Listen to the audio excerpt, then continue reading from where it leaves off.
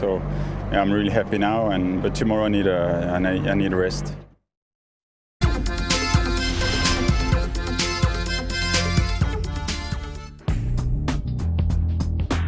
Stage 9, day 3 in the Pyrenees, 1,200 kilometres race to this point, and today slices off another 160. The road out of Saint-Gaudens is flat enough to fool any riders who haven't read the road book that they're out of the mountains, but in fact 2 Tour classics are waiting for them. 60 kilometres in comes the Col d'Aspin. Once the riders are over that, it's straight onto the giant Col du Tourmalet. From the summit there at 2,100 metres, the peloton hits a giant exit ramp out of the Pyrenees in the direction of the garrison town of Tarbes. Tough on 2 wheels, pretty spectacular by helicopter.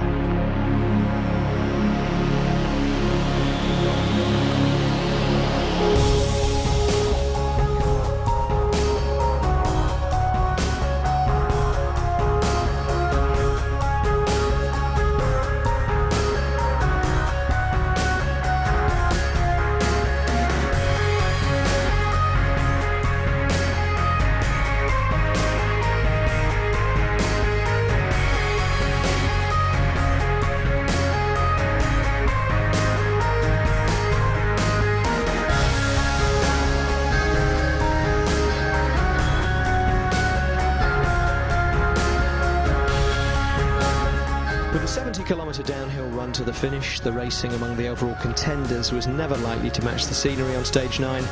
And although the bunch did put on a chase in the closing stages, the fight for the win was between 2 men who've been out front for most of the day. Pierrick Fedrigo of France and Italy's Franco Pelizzotti. This is a day in the Tour de France when we want a dead heat. 2 riders over the line first. It won't happen. Well, it's not going to happen. Somebody's going to win, and now Pelizzotti's decided he doesn't want to come to the front anymore. He wants to take the wheel of Pierrick Fedrigo. He's going to make the Frenchman lead out the sprint. It is oh so difficult to judge a sprint when there's only 2 of you at the front end of the race, especially when you've really worked hard together over all of these kilometres. Pelizzotti, he's dreaming of a win in the Tour de France, Phil, after having 3 stage victories at the Giro d'Italia.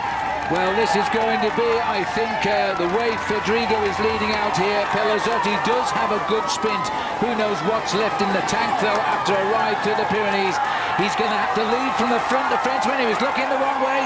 Pelizzotti has gone up the inside. I don't think Fedrigo will have it, but they go round. Advantage Pelizzotti on the bend. It's a sharp, sweeping right-hander. Now the Frenchman, has he got the strength to come out of the slipstream of Franco Pelizzotti? Well, this is the year of the French in the Tour de France, and I think he might. He comes to the line, he's taken it. I don't believe this.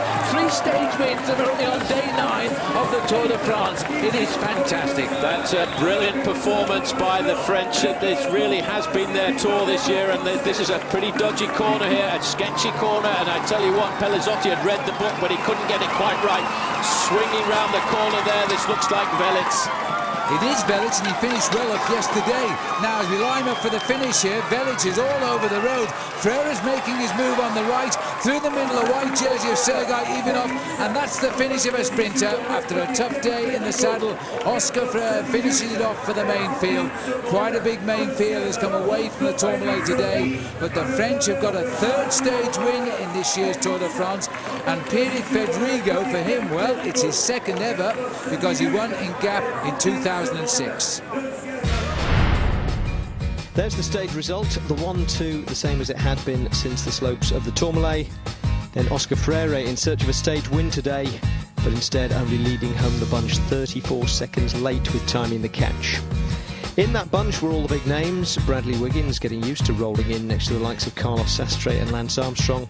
Charlie Begalius lost a bit of time today after a hard day's work for Cadel Evans yesterday. No change either in the GC. Rinaldo Nocentini achieves his ambition of wearing the yellow jersey into the rest day. Alberto Contador is pretty much where he wants to be, 6 seconds off the lead. Lance Armstrong is right on his shoulder in 3rd, ahead of Levi Leipheimer, Bradley Wiggins, Andreas Klurden, Tony Martin and Christian van der Velde. No real change for the other big names either, although Andy Schleck had a scare with a puncture at 4 kilometres to go. Kenny Van Hummel is up to 171st incidentally, but still the last man in the race. Katusha's Danilo Napolitano was eliminated on time today.